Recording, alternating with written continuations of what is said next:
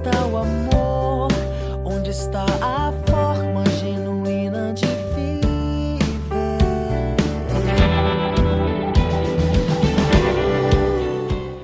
Nós estamos retomando a nossa viagem no tempo. Agora, voltando para a cidade de Bergama, na Turquia.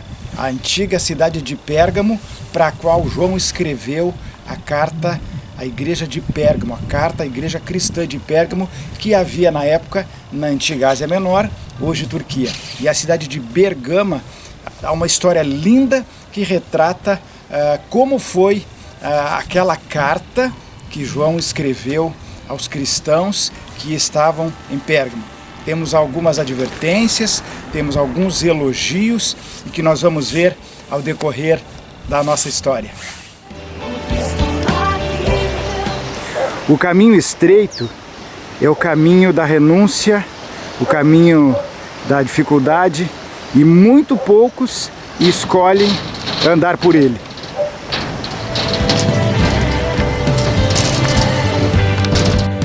O caminho estreito dá uma falsa sensação de segurança. O livro de Provérbios, no capítulo 14, verso 12, diz: há caminhos que aos olhos do homem parecem certos, mas que ao final são caminhos de morte. Há caminhos que nos criam uma falsa sensação de segurança, mas que eles terminam, infelizmente, num abismo.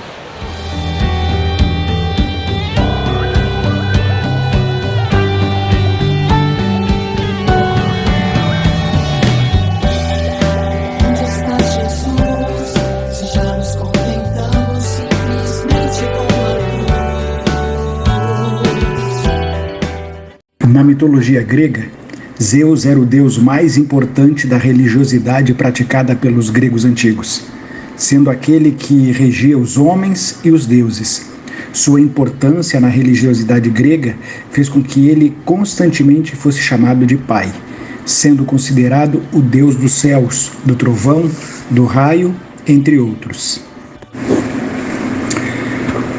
Dionísio era um outro deus grego, o deus do vinho, das festas e um dos mais importantes deuses da mitologia grega.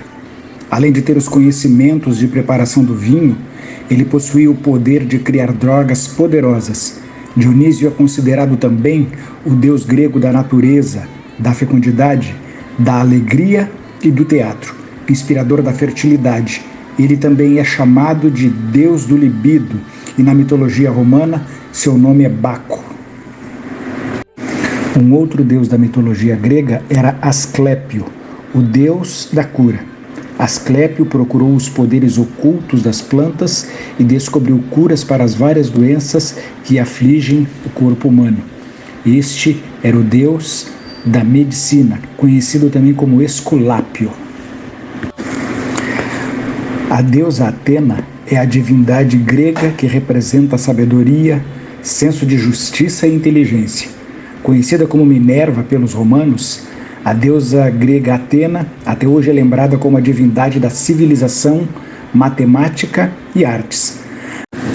É neste cenário de idolatria que João o Revelador envia cartas para a igreja de Pérgamo com uma séria declaração: conheço o lugar em que habitas, onde está o trono de Satanás.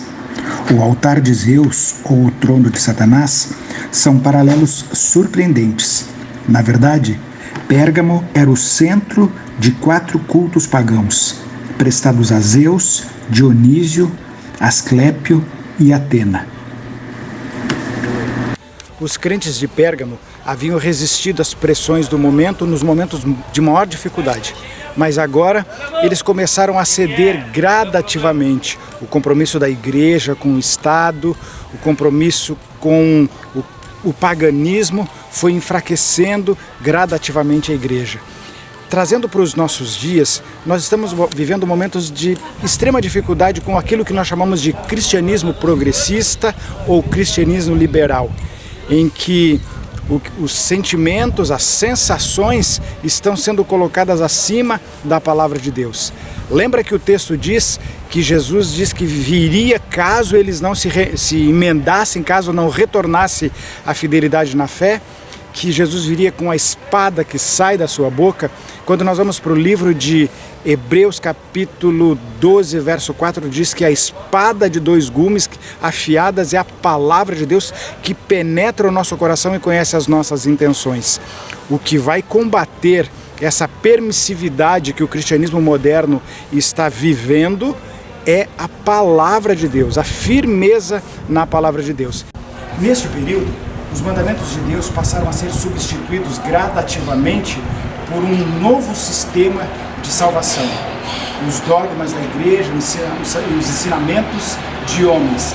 A salvação pela fé em Cristo Jesus passou a ser substituída, passou a ser negociada. E Cristo foi sendo perdido de vista gradualmente por sua igreja. A igreja de Pérgamo era uma igreja privilegiada. Não que as outras não tenham sido também, mas essa, pelo momento, pela fase que estava passando, recebe uma repreensão e uma promessa específica da parte de Jesus. E nós lemos assim no capítulo 2 de Apocalipse: portanto, arrepende-te, se não venho a ti sem demora, e contra eles pelejarei com a espada da minha boca, que é a sua palavra. E aí depois há uma promessa: quem tem ouvidos, ouça o que o Espírito diz às igrejas. Ao vencedor dar-lhe-ei do maná escondido, bem como lhe darei uma pedrinha branca, e sobre esta pedrinha é escrito um novo nome, a qual ninguém conhece, exceto aquele que a recebe. A igreja de Pérgamo, que passou pela fase pela qual passou, recebe então uma repreensão, especialmente contra aqueles que sustentavam a doutrina de Balaão e dos nicolaítas. Ele está se referindo à idolatria, aos ídolos, mas também uma promessa de um novo nome. Uma pedrinha branca representava absolvição, uma pedrinha preta significava condenação. E a promessa da pedrinha branca é de que ele receberia também um novo nome. E o livro de João diz que nós seremos chamados de filhos e filhas, não há nome melhor do que esse. Em Jesus nós podemos recomeçar a nossa vida, e isso faz lembrar uma história de João, com um jovem ao qual ele discipulou e que por alguma razão, por alguma situação, se conformou com o estado que a igreja estava. E esse conformismo acabou levando esse jovem para outros caminhos, e ele se tornou um delinquente, um bandido, o chefe de uma gangue. João vai atrás desse jovem, na tentativa de resgatá-lo novamente para o caminho de Jesus. E ao encontrar a sua gangue, João é preso e é levado então ao chefe. Quando o chefe, que era o antigo jovem, olha para João, ele perde o chão, ele não sabe o que fazer. João vai atrás dele e exorta para que ele retorne para Cristo, que ele se entregue a Jesus. Então, ele repensa a sua vida, aceita o convite de João e retoma o caminho da fé. Às vezes o conformismo faz isso com a gente. Nós acabamos trilhando o caminho que todo mundo está trilhando, ou seja, é como se diz, todo mundo está fazendo, e a gente acaba indo atrás. Mas o conselho de João, a chamada de Cristo é: arrepende-te, volta. E a palavra, a espada, é a palavra de Deus.